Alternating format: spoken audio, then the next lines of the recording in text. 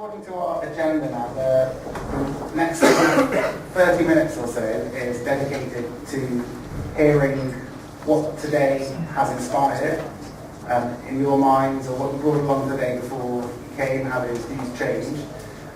So it's really designed to try and hear from the floor as much as possible, but it will need some focus on the stage, on the panel. So I'm going to ask, Paul's made a crackly exit, so I'm going to ask the other speakers to just take a seat up there for now. This is from Maria, I think. Okay, asking models have been mentioned by most of the speakers throughout the day. What type of models are we talking about? And we'll start at that end now. So, at least in my talk, we're talking about models of the interaction of humans and connected devices. But there are different models depending on what to do. So one extreme is using what people call agent-based models, which in a way you could be cynical and say we don't understand what's happening, we just simulate it. And there's another group of people who try to coming more from physics. So there are people who call themselves sociologists, but by training are theoretical physics people as another extreme, who try to build analytical models derived from statistical physics, and both of them described interestingly. What I find interesting is, and in relation to what you have been saying, is that it turns out, and I found it fascinating to see, that very often you, of course, cannot predict what a single human does. But if you look at a certain group of enough people, that they are as predictable as are particles in a gas. Okay. Other views on models?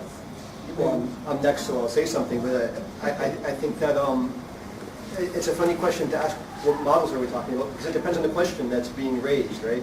Too often, I think, at least when you work monodisciplinary, in a monodisciplinary environment, your model is already kind of pre-given, without much reflection. And that's the pleasure of working in a multidisciplinary environment, is because you're challenged to put your conceptualizations into another's models and vice versa.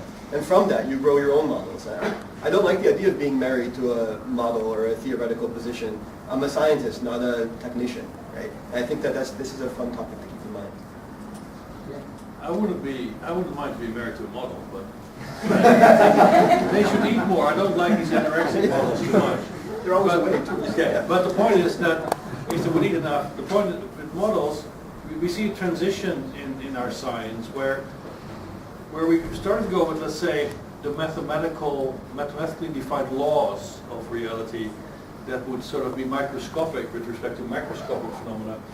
Models now try to be more descriptive at multiple levels of organization. So I think it's really a transition in how we're trying to explain reality, and a model becomes more like an abstraction of or a redescription of data as opposed to, let's say, a law-like explanation. So I think there's really a shift there, and models are, if you want, also have a looser coupling to reality than more law-like explanation. So although models like the Watson and Crick example I showed you as a physical model can be very powerful, of course, if models become more descriptive and you say, look, I use a machine learning classifier and this is now my model, that's of course a very loose notion of models. So I think we do have some challenges there, that models should satisfy still criteria of explaining, predicting and control.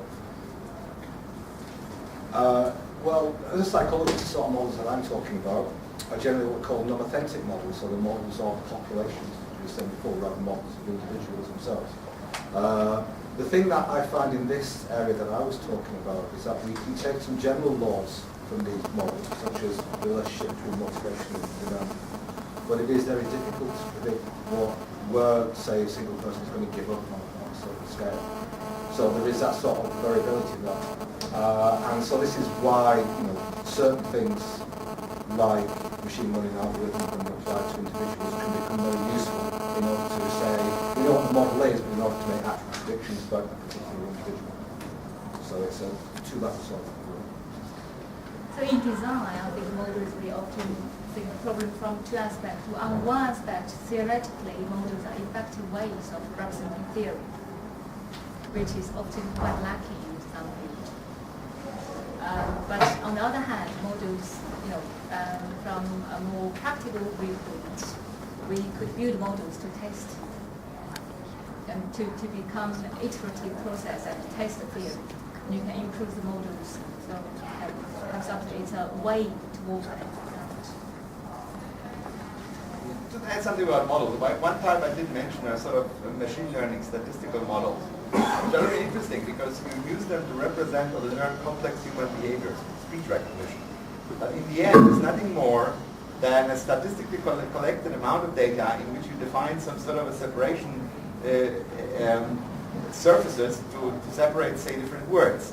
Now, why it's interesting is the connection with big data, because a lot of people say controversially that big data is able to represent complex science, to replace complex scientific models. And that works by the statistical thing. Think about, say, what happens when I drop my phone on the floor?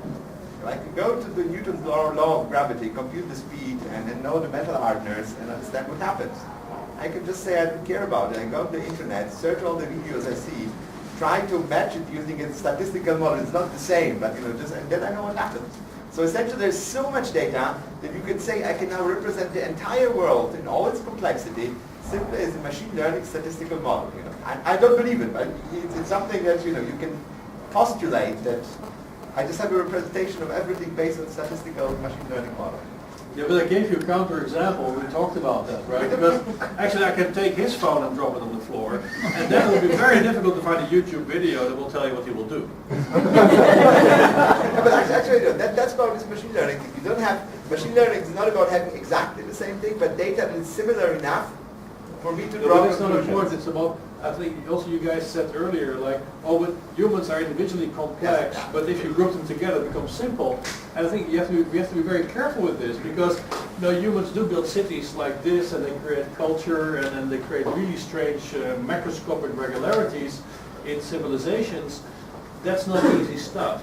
Of course, when there's a bomb going off somewhere and everyone runs away from that, you can say, you see, we can really describe it. But it's rather low complex behavior, I would say. So we should be very careful with that. Sure. Okay. So I want to encourage contributions from the book. Can I ask everyone to say your name and where you're from? And also, students on the platform, use highest voices in volume, not pitch. So people can hear that. So this is related. My name is Joshua Melville. I'm a DPhil student and researcher at the University of Oxford. So I think in Matt's talk we got the beginnings of a sort of critical stance towards data, and leading from what you were saying there, I thought this was a great opportunity to ask, can we be critical of big data openly? I'm sure our funders aren't present, so let's talk seriously about this. Are the problems of big data a result of the specification of big data? Are we creating issues for ourselves in a way that we're talking up this idea of a seductive form of data that we call big? And are these problems new and novel, or are they just extensions of problems we've known about for a long time? Is it the emperor's new data? Start again, or go ahead. Let somebody else start now. Matt, you were interjecting with a question. I might end up marrying something else now. So. Better be careful, you should stop till you were ahead. No, I agree. I think that, I don't know if I fully agree, but there's definitely a fetish, if you like, for data. And the more of it, the better, and so on. And what I was trying to get at in my talk is that it doesn't mean anything by itself. Actually, it's just an accidental byproduct of the design of an artifact. So when we look at, well, if you have enough data about this, we'll be able to predict that. Yeah, let's not forget that the data is already biased. There's no neutral data, right? Data isn't, even in the way we talk about it, we say, well, this is raw data. Well, raw, in a sense, it's already been processed by a sensor, right? It's no longer raw.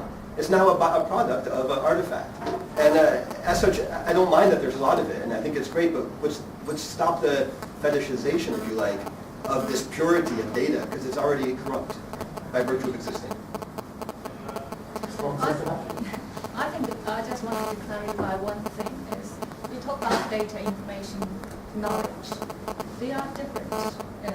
If we put it simply, data is raw. Data in the context becomes information, and information in the context becomes knowledge. So we are different levels. So sometimes people mix all these three into data. That's the conclusion it comes. But we should keep in mind that this is the classic debate between Bacon and Hobbes, right? Hobbes when he's challenging Bacon is, look, of course you can say, look, we need to make observations, and that's why we constrain the mind in understanding reality. But Hobbes said, but look, when we observe, it's always transduced through some instrument, and this implicitly imposes biases which you can interpret as a theory. And so I think it's very much that same debate we're looking at now. It's just we have more layers, if you want, of transduction in between, because observations become more and more indirect. Right? But I think fundamentally it's exactly that problem. It's very classic problem. So I want to say, humans have this tendency, if something new comes along, just hoping that that's going to be the holy grail, the solution to everything. And it turns out it's not this way. And I think that big data is a great thing. It can really make things possible. This one's really good. So you speak out. yeah, so I think big data is really something that enables us to, I haven't seen the YouTube video of that. It enables us to do things we're not able to do without big data. But there are problems that big data cannot solve. And it's not a solution to everything. And also, it's difficult to process. Everybody who did machine learning knows that adding features and dimensions to your feature space will very often reduce the performance of your classifier, not because there is no information in used data, but because your means are so limited that you can extract more information from less data, although there is less information in there, because you're just too stupid to do so with enough data. Can I give one example of that, actually? An example is the radiation effect of the Geiger-Moller tube, right? So in the original inception of this device, it was really not electronic at all. It was not. It was a very complex one, a very simplistic version of it, and it worked perfectly. We've since made a much more complex model of the Geiger-Moller tube, and it produces a lot more data. But as such, it requires on top of it another level of processing to make sense of the data. The amount of data produced by a Geiger-Moller tube today is on the level of complexity of instant replay in a football match, but the accuracy is not necessarily very different, right? That's to me a very compelling argument that data actually in itself is not better or worse, it's just depends on how you use it, right? Could I say something? What I want to say, can you hear me okay at the back? If I show a bit louder? Okay. A bugbear in the area that I work in, effective computing, is that, this is my bugbear, it's not a bugbear in the area, is machine learning algorithms that are applied to data a lot. So what you see there, people collect a lot of data, they then apply these algorithms to the data, and what you have is algorithm-led hypotheses, basically, which to me seems to open up all kinds of multiple interpretations. I'm kind of old-fashioned in a way, I'm a bit more like Paul was describing in his talk. I like to see a theory leading to testing to specific hypotheses. I don't like to see an analysis producing hypotheses, which then produces this sort of circularity. And for me, in the effective computing area, there is too much testing and too little theory, and I do think it creates the data equivalent of a mirage in a way in people's eyes. Hi, it's Sam Gordon. I work for a company called First Year In. I keep seeing statements saying that the brain is really complicated, like it's the most complicated thing in the universe. And I'm a scientist and I find that really hard to believe. I'm just wondering, what's the basis behind those claims? Okay, well, all right, so the question is, why is the brain the most complicated physical system in the universe? That's because we haven't found anything more complex. But, no, wait, don't worry, I'll answer. So the point is just, look, the brain, why people talk about its complexity is we have about, let's say, 80 billion neurons in the human brain. Each of these neurons in itself is really a pretty complex machine. And then each of these neurons will make, let's say, between 5 to 10,000 connections with other neurons somewhere in that system in ways that are really not very deterministic. Like your brain is pretty different from mine, and you're probably very happy about that. So if you just add up these numbers, it's on the ground, on those grounds, people say it's the most complex system that we know. All right, this is roughly, and then don't forget, right? All these connections and neurons are in this soup of chemicals that all have very strange and non-linear effects again on their operation. Right, so you have a multi-level organized system, right? So for instance, you can say, raise your hand, I do this, right? So you have a causal effect at a very high level, but in the meantime, I might lose my dopamine, let's say, and suddenly I become paralyzed. So you see, you have a multi-level of organization, causality going bidirectionally through that system, with a core hardware that has many, many connections and many degrees of freedom. It's on those grounds it's called the most complex system that we know. And I'm not being a brain scientist, I would maybe even disagree. I think it's a very complex system. And the really problem with the brain is that you cannot just say, cut it and study it in operation as much as you would like, right? I think for me, I think it's a big problem. I cannot just go and start cutting and putting pros. You can do it, but you might not learn what you want to learn. There's this limit to how invasively you can study it. And also for me, one of the things is that we are having the brain study the brain, which I think makes the whole thing slightly complex. Conceptually challenging, absolutely. Yeah. And for me, it's a fundamental question: is a human just an extremely well-built Turing machine, or can humans do something that Turing machines cannot do? And a lot of people coming from humanities will always say, of course humans are fundamentally different. But the answer is we have no bloody clue. Maybe we are just glorified Turing machines, where maybe we're and that would be very, very comfortable for us. Because then we could one day build a computer that's like a human, but maybe we are not. But that's easy to refute. I don't think so. Or you really believe you're being programmed by your wife? That's a good argument. No, wait, this is the problem. Right? The code has to come from somewhere. And the traditional argument was always, well, it's genetic. Right? That was the 60s and the 70s. Until people discovered we only have about 33,000 genes defining what we are. So that's not enough coding space to really define that machine. Okay? The point is, you cannot prove that humans actually do something that's not Turing computable. At least not through a probabilistic Turing machine. It's not so easy. Okay, my guys, I'm going to stop this one. Why? But he's wrong. This sounds like one thing to argue about over a glass of wine. And I know there are questions from the floor. And I also want to get back on the applications, because we've got a few questions from the flashcards on applications. So, question here first. Hi, Shaheen, Director of User Experience at the Economist Group. Is there a reason why you think our brains are actually designed in a certain way, through evolution or not? So you got the conscious brain doing activity. Try that. Testing. Is it working? I don't know. Probably not. I could do a beatbox. Do you think our brains are currently kind of wired in a certain way for a reason? You were talking about creativity and moments of, I'm not going to say the aha moments, but you're thinking about a problem, you walk away from it, you're doing something else, your brain processes it, and actually come up with a solution. So this whole idea about actually getting big data and bringing it into the conscious,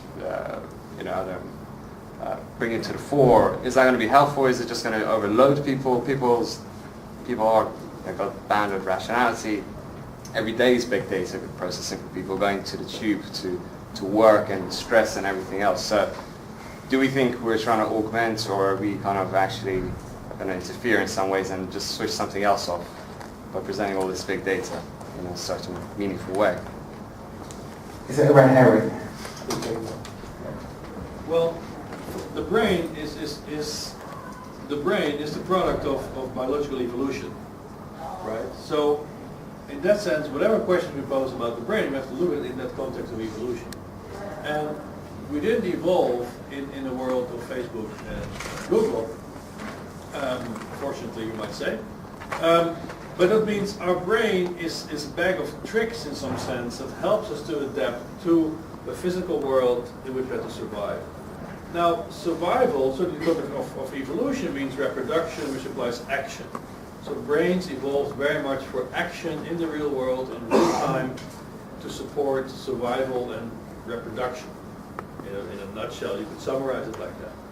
Now, this of course means that our brain is in the world with lots of biases.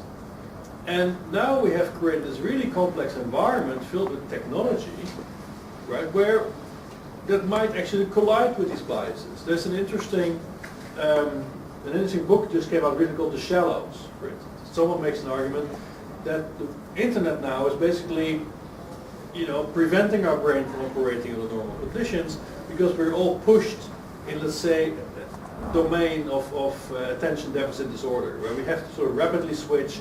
We are not being conditioned anymore to pay attention for a long period of time to something, because it's not there. You're forced to follow all the hyperlinks, to just react to everything that is imposing its salience upon you.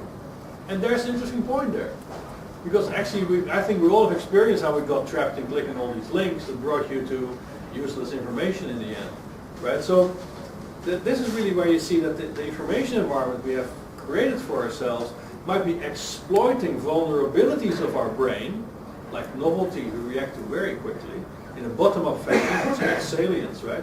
So while in the meantime, for, let's say, a cognitive advancement, we need sustained effort. Right? So in that sense, understanding sort of the biological roots of what we are might help us to guide a little the process of how we shape this kind of data, or how we shape our interaction with technology. And in that sense, I do believe indeed that big data might be also riding in that same wave. Right? It is something that can grab us quickly, it's easy, it's not painful, no more deep thought required, because developing a theory hurts. Okay? It's the easy way out.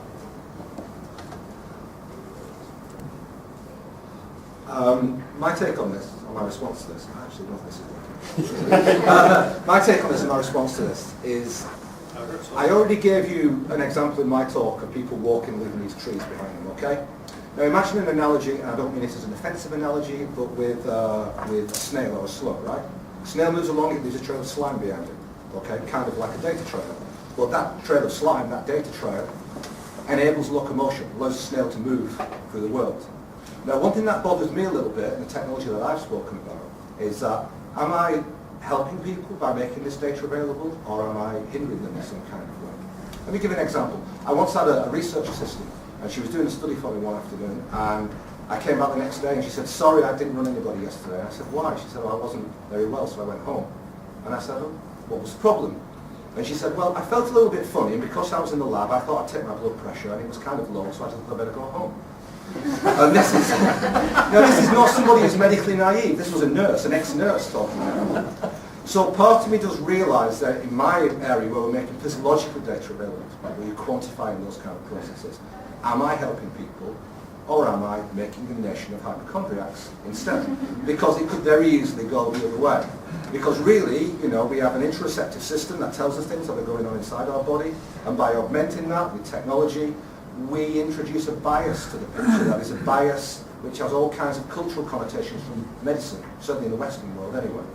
So I do feel that the provision of big data about the self and about the physiology of the self has to be framed in a certain kind of way in order to kind of discourage those sort of tendencies. What's interesting about the example of the woman who went home earlier than she would have otherwise is that she took her cue from a sensor, right? Exactly. And she gave more credibility to the sensor than her own internal, Yes. I suppose she wasn't feeling as bad until she saw the sensor. Oh, I'm sick, I better go, right? And we have a tendency, not just recently, I would actually argue since the beginning of humanity, since human development, we've already been producing sensors, be it on the level of Stonehenge, be it on the level of water sensors with those sticks that move in the rain and so forth. These are all primitive sensors.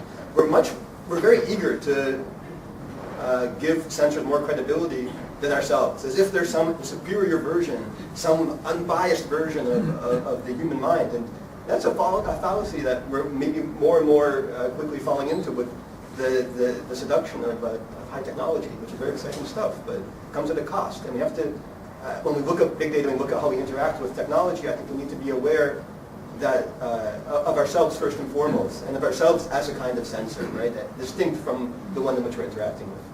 I think it comes into the same category, that people tend to think in black and white. And the world is not black and white. Everything has a cost. And it's not saying that it's bad to trust sensors. There are a lot of situations where somebody comes to a doctor and says, I'm totally healthy, and an hour later he's dead. Right? And there are sensors that can actually tell the difference and prevent him dying. It's just that everything has to be used for a purpose, and you have to understand its advantages and disadvantages. That's true for data, for sensors, and for everything. So I think that's a message. Big data is not the savior of science or of anything. It's an additional tool that sometimes can lead you to good results and can sometimes mislead you. But to add to this, with something that might be interesting to also bring into the discussion is, if we take the brain analogy, right, then we see actually the brain throws away massive amounts of information as early as possible. You might all have seen these famous change blindness illusions, right? You're asked to follow people passing a basketball and a gorilla walks through and no one sees the gorilla because you have a task. Your brain ignores the rest, right? So if you want to apply that now to big data, there we see actually we are reverting this again. So like, oh, let's embrace all this data because all these terabytes are just amazing and they love me. It's not going to work like that. And that comes back, a lot of times we say we would like to build computers that can do things as humans do, as good as humans. And I believe even if that's possible, what you end up with is computers that do things that humans do well and things that humans do poorly. Because humans do what they do well exactly because of this, right? Yeah. Because of this blindness, you can recognize things the computer cannot. So you should be careful what you pray for. Okay, so that's a good question coming there, but we did ask people from the forum, so I'm going to ask a couple. This one's coming from Ben Fields from InRSEBA. Okay, hi Ben. He's asked that someone said earlier that big data is too important to leave to engineers. Yeah, right. Okay, and that suggests that data deficiency in engineering. Okay, and what should change to make engineering, practice and education work better together? Okay, so that's one question. A related one is from someone anonymous. So I believe it is. If you recognise it, you can put your hand up if you want to. The ideas here are mainly summarising the engineering and human sciences and that the fact that they should work together, bringing an interdisciplinary approach. Is academia as open to these new ideas as it should be, or is more work needed to support the sort of interdisciplinary work we've heard about today? So this is kind of what's the suit, the environment to enable the sorts of developments that we need. Well, I think Matt was talking about this rather directly, no? So. Sure. Yeah, I think that the division, the academic division, is an unfortunate byproduct of the history of science. Actually, I really have struggled with the difficulties inherent in working in a multidisciplinary group. Although we all have PhDs and all this advanced education and postdoctoral degrees, on one side we're all rather ignorant of one another. And the training in human sciences or social sciences is so distinct from the training in natural sciences. And you have the split division in cognitive science, which we were talking about earlier, which really screws everything up even further. So we have two tracks of psychology, which have very different approaches to studying the human mind. This is really unfortunate, because it's not that one is right and one is wrong. It's that we need to somehow synthesize these. Reality is not disciplinary. It's not split up along the disciplines. And when a linguist attempts to describe a language using only linguistic theory, he'll fall short, because language doesn't exist as such by itself. It involves acoustics, it involves learning, it involves a culture, on, and that's just language, never mind science, and some things more complex. So I think that the academic situation is not very open to this. It's very difficult to get, at least in the Netherlands, as far as I know, multidisciplinary type degrees. And it's very hard to find multidisciplinarily trained people, which we need for our team, who are open to kind of collaborative tasks like this. So I'm looking forward to a new era of education in which multidisciplinarism is not only encouraged but required as part of the educational system. Is this one that would maybe throw back to people who are from industry working at the event here today? Do you notice problems, those people put your hands on earlier, in students coming out unable to work across disciplines, or does that not really evidence itself? Like, is it a real problem that we're discussing, or when it gets to the real world, does it not matter? Any comment? I am actually working in between academia and industry, so I'm an engineering doctoral student. I'm funded by the industry, but I'm actually funded by the academia at the same time.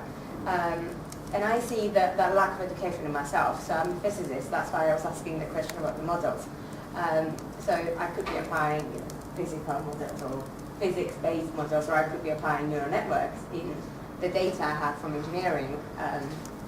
But it's kind of, where do you go? What skills do I use? And what type of people should I be asking those questions to? So I want to model my data, but where do I go? It's kind of, I don't have that background, that knowledge, and I'm a doctoral student, so it's kind of, We lack that, I think. Yeah. Okay, well, I'll make a promotional note for the European Commission actually on this one, because they do fund interdisciplinary projects that require interdisciplinarity as part of the qualifying criteria, and we found it a very good model for working across engineering, computing, psychology, sociology, design, and probably lots of others that I've left off. So European Commission funding is definitely a good vehicle for interdisciplinary work. So Johnny, maybe I can add something to this, because I feel that there are at least two cultures here. I found that this out also by working in these big European initiatives like the flagship, that there is a cultural divide between, let's say, natural science-oriented people and engineers. And for the natural science-oriented people, I would also include the psychologists without any problem. Because in all these disciplines, whether you go from biology to psychology, in the end, it is some sort of empirical validation that's your common reference. So it means you can completely disagree on something, but you can agree on doing an experiment and to abide by the outcome of that experiment. So you have a common reference that's external to your community and your debate. While in engineering, that is not as deeply ingrained, so there's not so much an agreement to what a common reference could be. So as a result, you have a bit more drift, let's say, in how people think about, let's say, the problems that they try to solve. So then you'll see that social factors in schools become more important than seeking such external reference. Now people try to remedy this now with benchmarking things, having common benchmarks, let's say robot football or things like that. And it leads to some progress, but I do believe it's a more fundamental problem. We stumbled into that engineering some really large-scale exhibitions that we were running more than 10 years ago. With half a million people running through, you have to bring together psychologists and engineers. Didn't work. So we really started a new master program in Barcelona, trying to bring humanities, science, and technology together in one program, because we think it's really a void right now in the educational program in Europe and in the world. I want to make add one thing to that. It's not the case that every science as compared to industry relies on some empirical experiment to prove or disprove a hypothesis. Anthropologists don't conduct these experiments.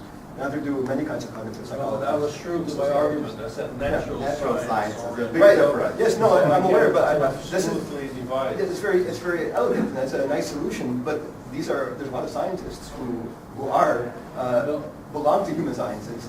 Wait, but it depends on how you want to define science, right? Because for science is not a social construct. Science really means adhering to the empirical method, right? So you want to call anthropology a science?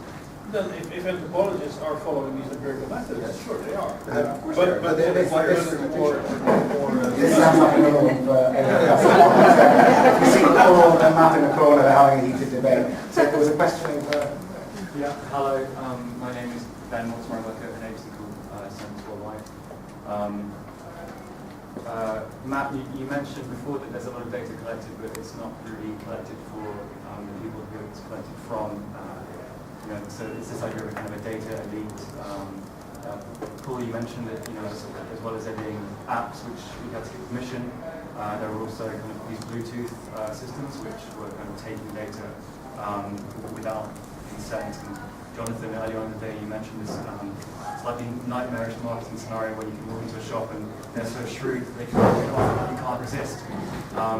Now, with this kind of unconscious data being collected, is it time for another, rather like Isaac Asimov's first law of robotics, is it time for kind of another kind of first law of unconscious big data to protect humans? So the question of privacy and consent is something that's always connected to big data, especially big social data. And it's a difficult one because you have to distinguish 4 kinds of data essentially. One is the data that is systematically collected by someone who is authorized and put into the database. That's data that's very easily discussed how to protect it. There's another kind of data that you go and put out there to the public, right? Something you put on a web page. I would argue by doing so, just like going naked in the public or something, you give your implicit consent of putting this data out there. There's a third type of data, is like we did with the app, somebody said, I'm giving you this data for the purpose of doing crowd density.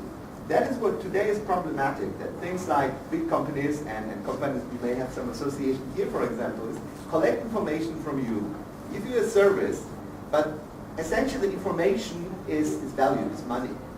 And if you give somebody information, there should be a very clear contract. I give you this information for that purpose, for this service. This is missing. But there is a fourth kind, and that can be regulated. This is something that today is still a problematic issue because there is not enough good practice, but this can be regulated.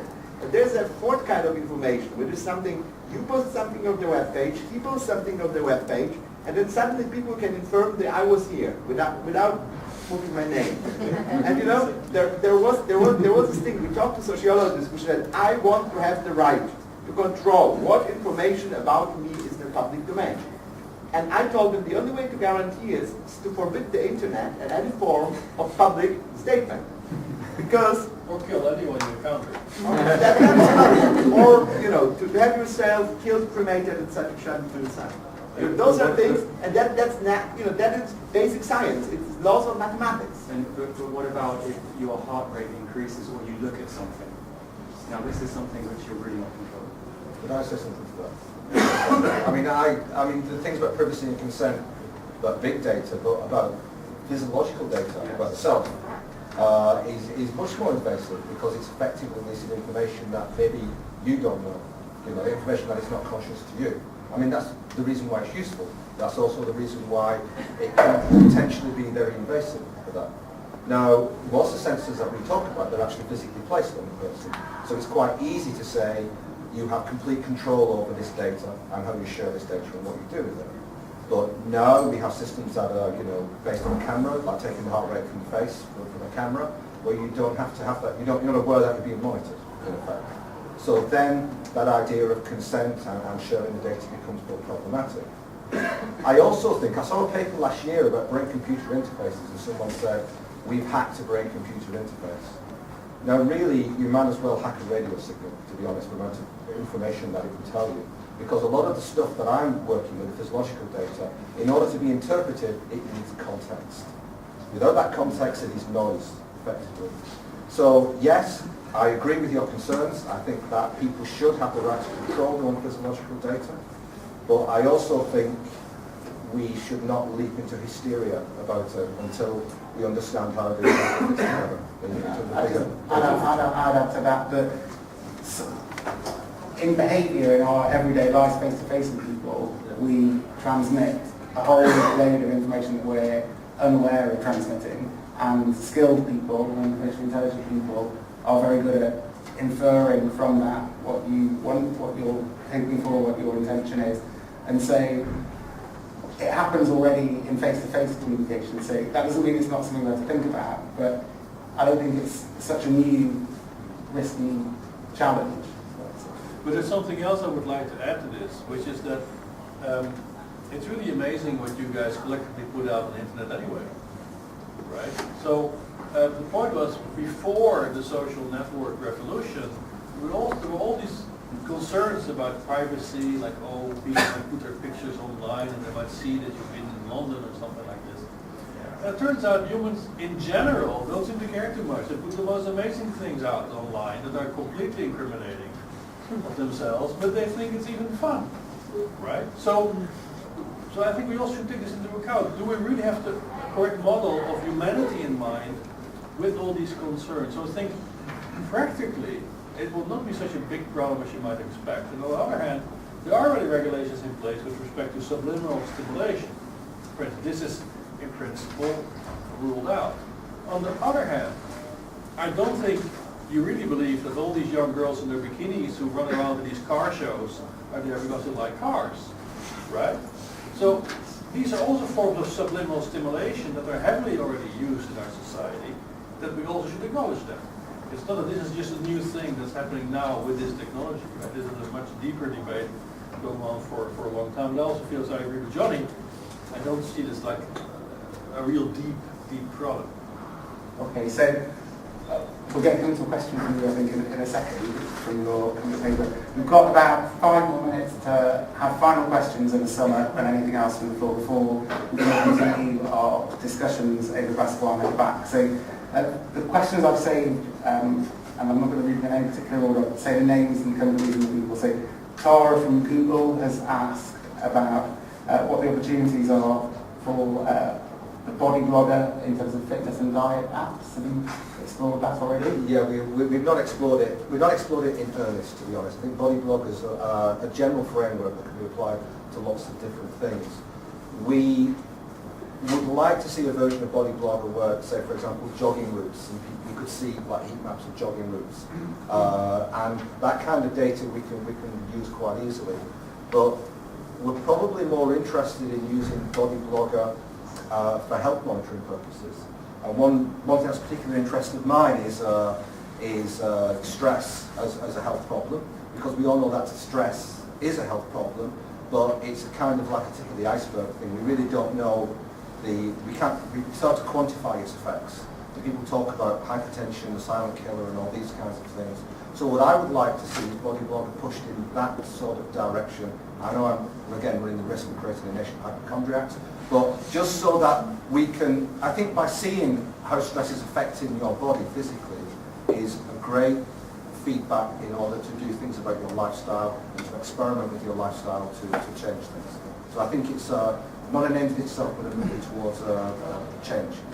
So Tara, I recommend you go and find Stephen later over persuading. Okay, next, Samuel Gordon, first year in limited. Samuel. Okay, his question was, how can big data, or the things we've been talking about today, be used to improve two things, productivity at work and to make people more adaptable? Well, I'm wondering about that. Should we drop this whole utilitarian notion of productivity? And I think, look at the unemployment we have in Europe right now. Do you really believe all the people are going to get a job anytime soon? So I think we should rethink more this kind of technology, of quality of life, quality of our existence. If it includes a job, that's great. If not, that's good as well. I mean, the world has changed. We're not in an industrial revolution anymore. And I think we should have a broader scope. And within that, we should really look at, okay, how do we use this to amplify human potentiality? And this can go in many different directions. Great. And this, I think, maybe your question, town centre planning. How can big data improve town centre planning? That's not for you. That's for a designer or for a board. In my view, I don't think that big data will make a difference for town planning, because we are upset about a lot of existing town planning. People are not, town planners are not putting people in the center of the design process. As you just mentioned, a lot of architects, award-winning ones, you often see them with no people in it, because there's not a concern of the architects. And I think now, with this people-centered design theory, and we really wanted people to start thinking about what is the ultimate aim of the design. Do you really want it to improve people's life, or do you want to make a design statement? That is some change happening in the design education. Depends on your philosophy. I believe inclusive design is the future, so I will promote this when I teach students, but there are still programs which only emphasize problem of the style aspect. So you'll be seeing two different approaches to design. Okay, so I'm going to thank our panelists. Thank you very much for your talk this afternoon and this morning, and for being on the panel. I'm going to wrap up now, just to say thank you to you all for being here throughout the day. I hope you've enjoyed the presentations that you've had and the discussions that we've had, and we hope you enjoy a glass of wine and continuing the discussion. For me, today, as I mentioned right at the start, was the key goal was to share what Seeds is doing, and it was really very encouraging to see from this afternoon's presentations how Seeds is very much in line with other innovators at the forefront of exploring how humans and big data together can generate meaningful experiences and interactions. So that's great, and we're happy. I want to say thank you again to Google Campus for giving us access to the room, obviously. Thank you to the European Commission Framework 7 project and Future Emerging Technologies for supporting us and helping us with today. We're going to keep the hashtag #SenseBigData live in the coming weeks and months, and we encourage you to come onto the Seeds website and carry on interacting with us. You'll hear some promotions on the Seeds website. Two things. One is the Convergent Science Network that Paul heads up, and that is probably the foremost interdisciplinary network in science and engineering and design and computing and robotics in this space at the moment. So I encourage you to log on and register there and subscribe to updates on the website, which is on your diary, calendar, program. And I think that's it. No, before you go, after you've drunk your wine, so you may want to keep it on so you know each other's names while you're drinking, but then don't forget to leave them at the back with Jane and Eva, the other Eva, who they're both back there, just as you're leaving. Yeah, we'd be interested in any follow-up you have, so please email us or tweet us. Thank you very much and enjoy the rest of the wine.